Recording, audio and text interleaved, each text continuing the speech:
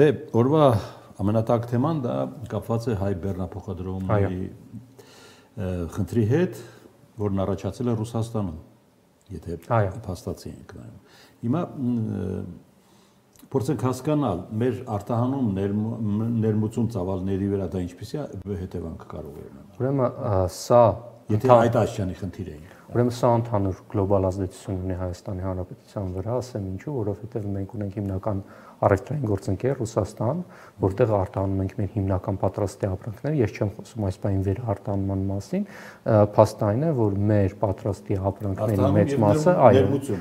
արտահանում ենք դեպի Ռուսաստան եւ հակառակը ներմուծում ենք կշարունակեք, չի լինում այնպես, չէ՞, որ մեր բեռնատարը դատարկ վերադառնում։ Չէ, ինքը գնում է այնտեղ, ասենք մեր ապրանքներով ցորենը բարձում, ցորենը հետ է բերում, իրականում ցորենը բեռնատարելով բերելը ամենաոչ արդյունավետ ձևն է, բայց այսպես թե այնպես մենք ստիպված ենք դա անել, որովհետև հիմնականում սրա պատճառը Վրաստանի կողմն է, շատ սահմանափակումներ է դնում այդ ուղղությամբ, ասեմ հիմնական խնդիրը որն է, որ մենք ունենք մեկ առևտրային գործընկեր եւ մեկ սահման, Լարսի սահմանը, որով մեր բեռները անցնում են, այսինքն դա մեր համար խեղդման կետ է առաջանում։ Իսկ Լարսի սահմանը համապատասխանաբար նաեւ քիչ անցողիկ է ձմռան ամիսներին եւ սա առաջացնում է կոռուպցիոն ռիսկեր, որոնց, այսինքն նույնիսկ մեր արտահանողները, ներմուծողները իրանք ուզում են, որպեսզի բեռնատարները արագ այդ սահմանով անցնեն եւ շատ մեծ կոռուպցիոն ռիսկեր են առաջացնում, որը այսպես ասած անդրադառնում է մեծ քանակությամբ մեր տնտեսության վրա։ Եվ այս, ասենք 90 օր սահմանաչափը, որ դրվել է, ել ավելի է մեծացնելու կոռուպցիոն ռիսկերը սահմանին, ասեմ, որ ճիշտ է մենք ԵԱՏՄ անդամ պետություն ենք եւ որպես այդպեսին դե արդեն ազդակներ կան, ասում են կան դեպքեր, երբ հենց կոռուպցիոն ճանապարհով։ Այո, շատ են այդ դեպքերը, օրինակի համար հուլիս ամսին, այտենց մեծ աղմուկ բարձրացավ հեղուկ գազի վերաբերյալ, պարզվեց, որ հեղուկ գազը չեն անցնում Ռուսաստանից դեպի Հայաստան, մինչև մոտավորապես 12-ից 15,000 $, ֆուրի համար չվճարվի, եթե չեմ սխալվում, որը հետևյալ կերպով է կազմակերպվում, Երևանում այդ փողը փոխանցվում է, հետո Երևանում զանգում են Լարսի սահման, ասում են փողը փոխանցված է ու թողում են։ Դա նշանակում է, որ յուրաքանչյուր լիտրի համար հեղուկ գազի մեր սպառողը վճարում է 10-ից 19 դրամ, այսինքն մենք վճարում ենք այդ տեսանկյունից կոռուպցիոն հարկ, ու ճիշտ է մենք Կաշառքի փողը պետք է վճարի վերջնական սպառողը, ու ճիշտ է, ասենք մենք ԵԱՏՄ անդամ պետություն ենք, որպես այդպիսին ապրանքները առանց մաքսատուրք պիտի գան Հայաստանի Հանրապետություն, բայց հարցը այն է, որ ավելի թանկ են գալիս Հայաստանի Հանրապետություն, քան Վրաստան, նույնն է բենզինը, ինչի համար ասենք 30%-ը մեր մոտ թանկ է, ամենաթանկն է, կամ այլ շրջանում 300 կիլոմետրի այդ ժամանում։ Նույնն էլ ասենք կարելի է դա արտածել բենզինի վերաբերյալ, որովհետև կարելի ասել, որ նույն տրամաբանությունը գործում է բենզինի համար ու մեր մոտ բենզինը թանկ է զուտ է նրա համար, որ մեր սպառողները էլի 11-ից 19 դրամ մենակ տալիս են կոռուպցիոն հարկ վրացի մասնագետներին, չակերտների մեջ։ Ու ասեմ, որ 2025 թվականի սկզբից ռուսական կողմը 2 անգամ սահմանին փոխել է մասնագետներին, զուտ այդ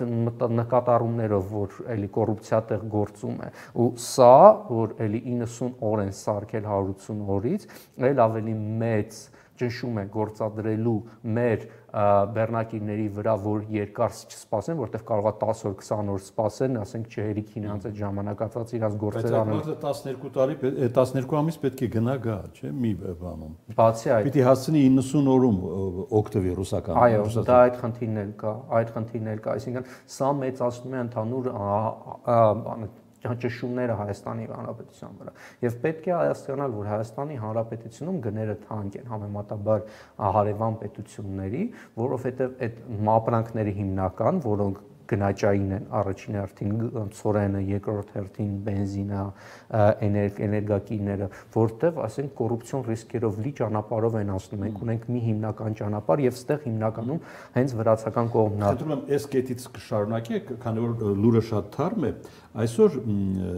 Ղազախստանում Ադրբեջանի նախագահը հայտարարել է, որ Հայաստան ներմուծման արգելքները հանվում են, այսինքն ապաշրջապակում է Հայաստանը եւ առաջին օրինակ հենց ցորենի ներմուծումը կլինի երկաթ գծով Հայաստան։ Ուրեմն ես առաջին անգամ եմ լսում այդ լուրի մասին, չեմ կարող լիարժեք կոմենտեմ, ձեզանից եմ լսում, բայց ընդհանուր առմամբ այո, ինչքան զուտ տնտեսագիտական տեսանկյունից, ոչ թե տնտեսական անվտանգության տեսանկյունից, սրանք տարբեր բաներ են, տնտեսական տեսանկյունից ինչքան սահմանները բացվում են, նույնն էլ ինչի համար է տվյալ կառավարությունը փորձում։ Չէ, որ ասում եք ռուսական ծորենը գալիս է Լարսով, եւ մենք այդ խնդիրները ունենք։ Ինչի համար ենք, որտեղ մենք տեսեք 4 սահմանային հարևան պետություն ունենք, 4 սահմանային հարևան պետության հետ, առևտրաշրջանառության հետ խնդիր ունենք, ու միայն Թուրքիան ու Ադրբեջանը չի, որոնց հետ սահմանները փակ են։ Վրաստանի հետ խնդիր ունենք, որտեղ Վրաստանը ճիշտ է համաշխարհային ընդհանուր ազատ առևտրի համաձայնագրի մեջ են, երրորդ երկր առանց ծովի սահման երկրներին չխոչընդոտելու համաձայնագրի մեջ է, բայց իրականությունն այն է, որ այդ ամեն ինչ օրենսդրական չեն իմպլեմենտացնում Վրաստանի կողմը, մեզ խանգարում են, ասենք ավելի են դժվարացնում իրանց ծովի սահմանով օգտվել ավահանգիստներով մեր ծորենը արտահանել, ստիպված ենք լինում էլ ավելի թանկ ճանապարհով ծորենը ներմուծել բեռնատարերով, բայց այդտեղ էլ են խնդիրներ առաջացնում։ Իրանի հետ էլի խնդիրներ ունենք, որտեղ այնտեղ ամեն ինչ սուբսիդավորվում է եւ մեր ապրանքը դժվարությամբ է հասնում Իրանի Իսլամական Հանրապետություն, այսինքն այլընտրանքային ուղիները գտնելը շատ օգտակար է եւ ճիշտ է, ասենք շատերը ասում են, որ սահմանների բացումը Թուրքիայի հետ մեր գյուղատնտեսությունը կոչնչացնի, բայց իրականությունն այն է, որ մեր գյուղատնտեսությունը արդեն իսկ ոչնչացված է վերջին 8 տարիների ընթացքում։ Գյուղատնտեսությունը, եթե նայենք հնայի աճի մեջ, ճիշտ է, հնայի աճը 18 թվականից մոտավորապես 40% կումուլյատիվ կա դրամով, սակայն հնայի մեջ գյուղատնտեսությունը -17% այս վերջին 8 տարիների ընթացքում անկում է ապրել եւ որն է բուն պատճառը։ Հիմնական պատճառը դրամի արժևորումն է, մեր գյուղացին ավելի թանկ է ապրանքը ստանում, ավելի թանկ է եւ ավելի քրծունակությունը կորցնում է արտասահմանում ապրանքը, ուրիշներով է փոխանցում, այսինքն սա ավելի մեծ խնդիր է առաջացնում, ընդհանուր առմամբ ավելի էժան ապրանքը, թեկուզ Թուրքիայի տնտեսության բարձ վերջնական սպառողի համար լավ է, որտեղ ավելի էժան է առնում, սակայն գյուղատնտեսության համար վատ է, բայց այստեղ ոչ թե մենք պիտի մտածենք, որ այսպես ասած ապագայում պոմիդորներ ենք արտադրելու կամ կարտոֆիլ պարզապես, այլ բարձր ավելալ արժեք ունեցող ապրանք, օրինակի համար չգիտեմ, այնտեղ դա կարող է լինել ընկույզը, որ ավելի թանկ կարող ենք վաճառել, այստեղ կապ չունի գինը, ինչքան փոխարժեքը տատանվեց, կամ ծաղիկները, կամ այլ ապրանքները, ասենց ավելի ինտենսիվ գյուղատնտեսություն պիտի լինենք, որտեղ արդեն իսկ մեր գյուղատնտեսությունը արտասահմանում վեճ մրցունակ է զուտ փոխարժեքի արժևորման պատճառով, որտեղ առաջ Ռուսաստան, որ արտահանում ենք, փոխարժեքը 1 ռուբլին 6 դրամ էր, մենք ենթադրենք 1 խնձոր արտադրում ենք 6 դրամով գնում ենք, այնտեղ 1 ռուբլով ենք վաճառում, հիմա փոխարժեքը պայմանականորեն դարել է 4 դրամ 1 ռուբլին, հիմա մենք նույն խնձորը 6 դրամով արտադրում ենք, Ռուսաստանում 1.5 ռուբլիով ենք ստիպված վաճառում, այսինքն 50% ավելի թանկ է մրցունակությունը այսպես թե այնպես կորել է։ Հիմա այս խնդրի ավելի գլոբալ հետևանքը փորձենք հասկանալ, եթե Ասվածյանը այդպես ավարտի։ Բեռնափոխադրումները կարող են ապրանքային դեֆիցիտ ստեղծել։ Այս խնդիրը կարող է այդպեսին ստեղծել։ Կարող է հետո էլ բերել գնաճի մեր երկրի շուկայում։ Այո, որովհետև արդեն իսենց հասկանանք, որ ընդհանուր մեր մոտ գնաճը ոչ թե մոնետար բնույթն է, այսինքն ոչ այնքան դրամավարկային քաղաքականությունը կառավարման, երկու գործոնն են դրանք կառավարում։ Առաջինը դա, այսպես ասած, եղանակն է, երաշտ եղավ, բանը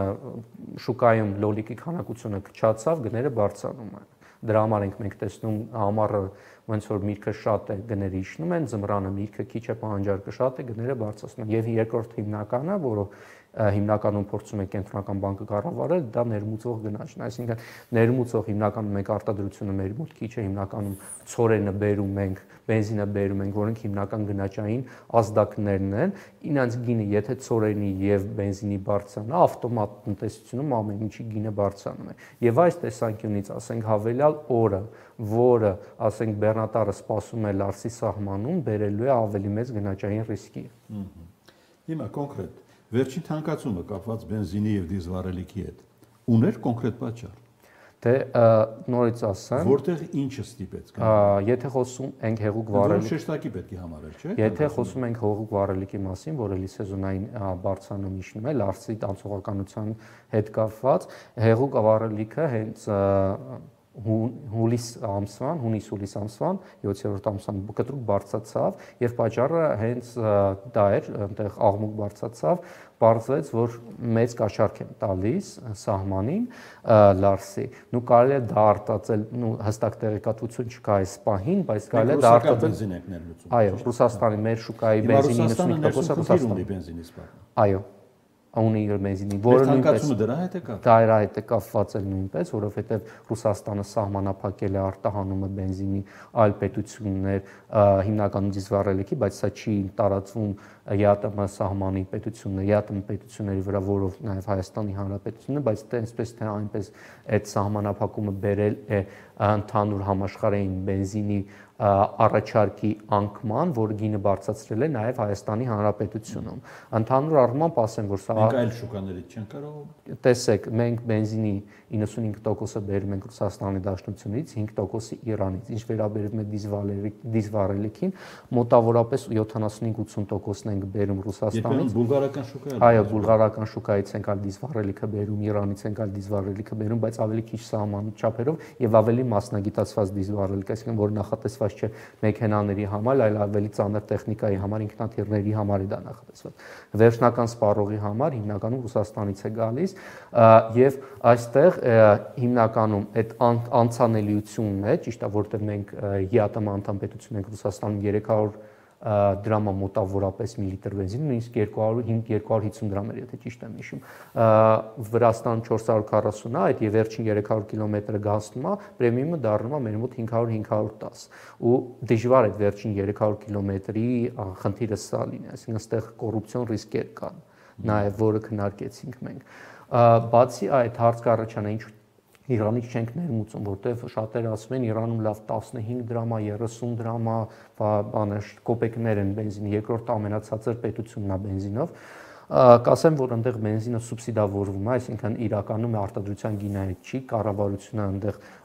բենզին ընդհանուր առմամբ իր ժողովրդի համար լավ սուբսիդավորում է։ Երկրորդը գեոպոլիտիկ եւ էլիտարանցիկության պատճառներ կան այստեղ, գեոպոլիտիկ պատճառներն այն են, որ տեսեք մեր գազի խողովակը կառավարվում է Ռուսաստանի միջոցով, որը ասենք Իրանից է գալիս, գազ լույսի դիմաց, ինչու ոչ, ասենք այդ նույնը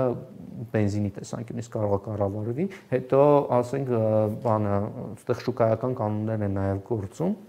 ասենք Իրանում նստած մարդիկ տեսնում են, որ շուկայում բենզինը վաճառվում է 500 դրամ, ինչու ավելի պակաս գնով մեզ պիտի բերեն վաճառեն, այսինքն բերում են ու ավելի մեծ օգուտ են ստանում,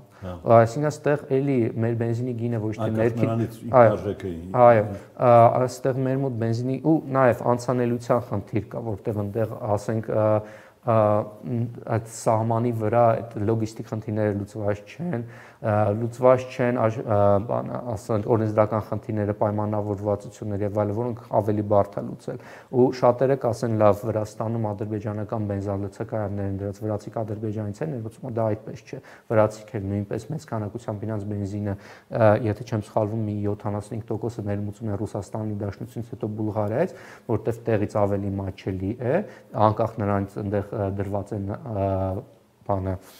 ադրբեջանական բենզալցակայաններ, չէ՞, ինք զուտ տնօրինում են այդ բենզինը եւ գալիս է հասնում է Հայաստանի Հանրապետություն, այսինքն այսպես թե այնպես ռուսական բենզինից ենք մենք օգտվում, այստեղ հարցը ոչ թե ներքին օլիգոպոլիկ համաձայնությունն է, որտեղ խաղացողների թիվը շուկայում շատացել է, այ հենց որտեղ ու սահմանին եթե գինն հաշվենք եւ մեր ներքին շուկայում նույն գինն է։ Հիմա Գանք ապրանքաշրջանառությանը, ռուսական վերջին դրվագը հատկապես հետաքրքիր է Ռուսաստանի նախագահի եւ Հայաստանի վարչապետի միջեւ, թե ինչքան է այս պահին Հայաստան-Ռուսաստան ապրանքաշրջանառությունը, թվերի էական տարբերություններ նշում։ Ինչու՞մն է այստեղ։ Ստեղ ունի երկու պատճառ, առաջին հերթին իրավիճակը ամիս ամիս։ Նախ ասենք նվազել է։ Այո, մեր մոտ արհեստաշրջանառությունը այս պահին, արտահանումը ասեմ, արտահանում գրեթե 2 անգամ պակաս է, կամ 2024 թվականին, այսինքն 2024 թվականին մեր արտահանումը կազմել է 13.1 միլիարդ դոլար, այս տարի ակնկալվում է, որ փակել ենք մոտավորապես 7 միլիարդով, այսինքն 2 անգամ անկում, եւ առաջին հարցին ուր է էլ այդ ապրանքային ուր ենք, ինչու տնտեսությունը չի անկում կատարել դրանից, ինչու ասեմ, որ օրեցօր իրավիճակը փոփոխվում է, մեր օրեցօր մեր արտահանում եւ տրշրջանություն անկում է ապրում, այստեղ երկու պատճառ կլինի։ Առաջինը, որ նախագահները զբաղված մարդիկ են եւ կարող է չհասցրած վերջին թվերը եւ իրանք հիմնվում են, ասենք 24 թվականի փակված տվյալների, որ արդեն հին է, եւ երկրորդը այն էլ, որ այստեղ թվերի շահարկում կա, որովհետեւ հենց որ հասկանալ է, որ վերարտահանում ունենք, հենց որ վերարտահանումը, այսպես ասած, չէր երևում կամ մեզ օգուտ էր դրա վրա ուշադրություն չդարձնենք, մենք դրա վրա չենք ուշադրություն դարձնում, այս բանին, որ վերարտահանումը հստակ երևում է, մենք դա շահարկում ենք։ Այսինքն այդ երկու պատճառ կա։ Իրականությունը այն է, որ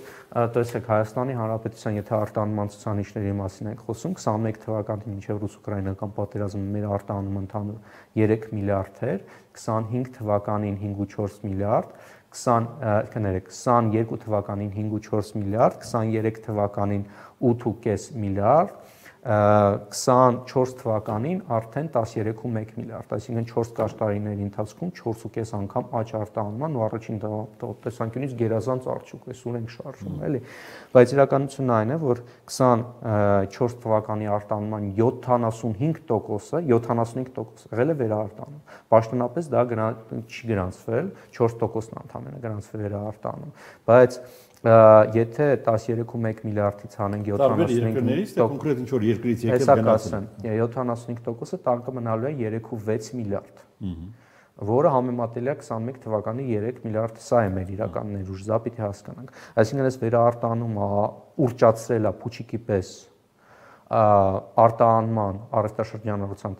տվյալներ եւ արդեն այդ փուչիկը պայթել է, ինչպես նաեւ որոշ ցափով հնայի եւ տնտեսական ակտիվության ցուցանիշները, հիմնականում արդյունաբերության տեսանկյունից, որտեղ մենք ոչ թե ունենք արդյունաբերություն, այլ ոսկու վերարտահանման արդյունաբերություն, գալիս էր ապրանքը, գնում էր նույն ձև Հայաստանի վրա ոտ չէր դնում, արդյունաբերություն էին գրանցում։ Չէ, այստեղ էական է բյուջետային մուտքեր լինում են եւ ինչպեսին։ Տեսեք, բանը, օրինակ արդյունաբերության տեսանկյունից են գնացվում, սա որպես։ Չէ, վերարտահանման մասին է խոսում։ Այո, վերարտահանումը հիմնականում ոսկու վերարտահանումն էր, 75% վերարտահանումից, ընդհանուրի մեջ 63% եղել է ոսկին եւ ադամանդը, որ եկել է Ռուսաստանի Դաշնությունից, գնացել է Միացյալ Արաբական Էմիրություններ եւ մեծ Չինաստան, ու անցել է Հայաստանի Հանրապետությունով ամբողջությամբ, ուռճացրել է մեր արտահանման տվյալները, այն ինչ 2024 թվականին մեր արտահանումը դեպի Ռուսաստանի Դաշնություն անկում կատարել 10%-ով, դեպի Եվրոմիություն 14%-ով, բայց դրա վրա աչք էինք փակում, որտեղ ընդհանուր արտահանումը ուռճացված փուչիկ էր։ Հիմա սա դրանց ոչ միայն արտահանումն էր ուռճացնում, այլ նաև հնայի ցուցանիշները, հատկապես արդյունաբերության ցուցանիշները, որտեղ մինչև 2023 թվականի նոյեմբերը արդյունաբերության աճը 0-ական էր։ Հենց որ սկսվեց վերարտահանումը, արդյունաբերությունը ընդհանուր մինչև 17% աճեց ու ԵԱՏՄ երկրներում նոյեմբերին 2024 թվականի արդյունաբերությունը տարեկան կտրվածքով 17% էր, որը ամենամեծն էր այս տարածաշրջանում, զանգում ասում էին իմ գործընկերներ, ինչ արդյունաբերություն ունեք 17, ասում են սա փուչիկ է, ժամանակավոր է։ Եվ տեսանք, որտեղ երկու կարճ ամիսների ընթացքում անկում ապրեց մինչև 4.5% 24 թվականի վերջին, հետո փետրվարին դարձավ մինուս, չգիտեմ, 20-30%, հիմա նորմալիզացվում է։ Արդյունքն է, որ արդյունաբերության մեջ արդյունքը ապահովվեց շուկայում, որ անշարժ գույքի հետ կապված գործողությունների աճն է ապահովում, ու սենց ոնց որ շղթա է դառնում, որը սենց լավ շղթա չէ, այն տեսանկյունից, որ այդ շղթայում եթե միտեղ ասենք փլուզում եղել, մեր բոլոր համակարգը փլուզի եւ ընդհանուր տնտեսությունը ինքը միտված է նրան, որ տների գները աճեն, շինարարությունը լինի, որտեղ դա է հիմնական ներդրումը, որը հիմնական տնային աճը կապահովի, ընդհանուր ծառայություններն է կաճեն, բայց դա այնպիսի իրավիճակ է, որ մենք մեր առևտուրը արտահանումը մեր արտադրության չէր հարված եւ շատ փոխվում իրավիճակ է։ Եվ մենք հասկանում ենք, որ հաջորդ տարվա ընթացքում, ասենք, կարող է 5.5% գնաճ այս տարվա ընթացքում հազիվ ապահովենք, դրա համար եւ նաեւ կարող է եւ ծախսերը կրճատում ենք։